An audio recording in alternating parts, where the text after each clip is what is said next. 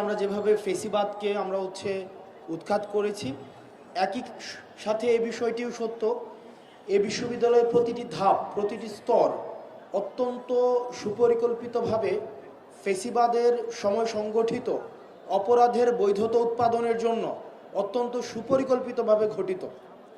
আপনারা দেখেছেন যে বিশ্ববিদ্যালয়ে আমাদের যে সিট সমস্যাটি রয়েছে, আমি সময় যেহেতু কম, বক্তব্য অত্যন্ত বিরক্তিকর, অনেকক্ষণ ধরে একই কথা হচ্ছে, সরাসরি কথায় চলে যাচ্ছে। এই যে সিট সমস্যাটি এতদিন পর্যন্ত বারবার বলা হচ্ছিল সিট সমস্যা, আপনারা দেখেছেন এটি অত্যন্ত সুপরিকল্পিতভাবে জিয়ে রাখা একটি সমস্যা। যখনই ছাত্রলীগ হলমুক্ত করা হলো, যখনই এই হলগুলো প্রশাসনের দখলদারিত্বের মধ্যে আসলো, তখনই এই সিটের সমাধান হয়ে গিয়েছে। আমাদের এই বিশ্ববিদ্যালয়ে আমরা এই যে ফেসিজমের একটি ছোট একটি ভার্সন ঢাকা বিশ্ববিদ্যালয়।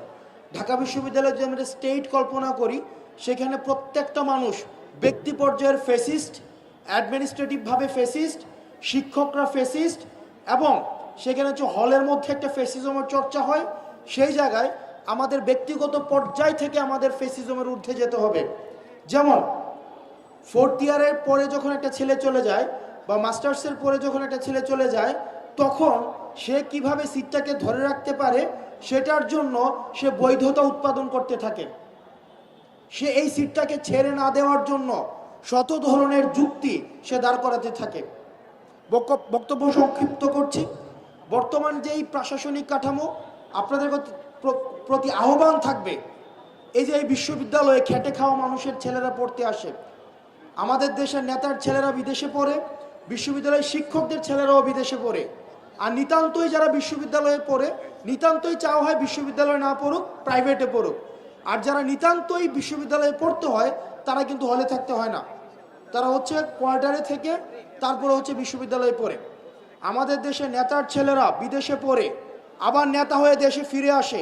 আর যারা পড়াশোনা করে বিশ্ববিদ্যালয়ে কষ্ট করে মাথার ঘাম পায়ে ফেলে পড়াশোনা করে, তারা নেতার ছেলের পিছনে, তারা কামলা খেটে তাদের একাডেমিক জীবন শেষ করতে হয়। আমরা চাই না আর বিশ্ববিদ্যালয়ে মাদার পার্টির সার্ভ করার জন্য কোনো ছাত্র সংগঠন তৈরি হোক।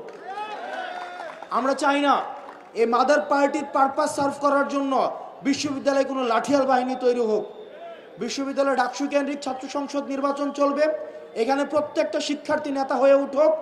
এখানে প্রত্যেকটা শিক্ষার্থী কোনো দলের নেতা না হয়ে শিক্ষার্থীদের নেতা হয়ে উঠুক। আমরা আর ফেসিজমকে, আমাদের এই বিভাজনের মধ্য দিয়ে আর ফেসিজম আমাদের মধ্যে আবার গড়ে উঠুক, সেটা আমরা চাই না। ভালো থাকুন, সুস্থ থাকুন। ফেসিবাদকে আমরা সবাই রেড কার্ড দেখিয়ে যাব। সালাম আলাইকুম। অসংখ্য ধন্যবাদ হাসনাত আব্দুল্লাহ ভাইকে। এই পর্যায়ে বক্তব্য রাখার জন্য সবিনয় অনুরোধ জানাচ্ছি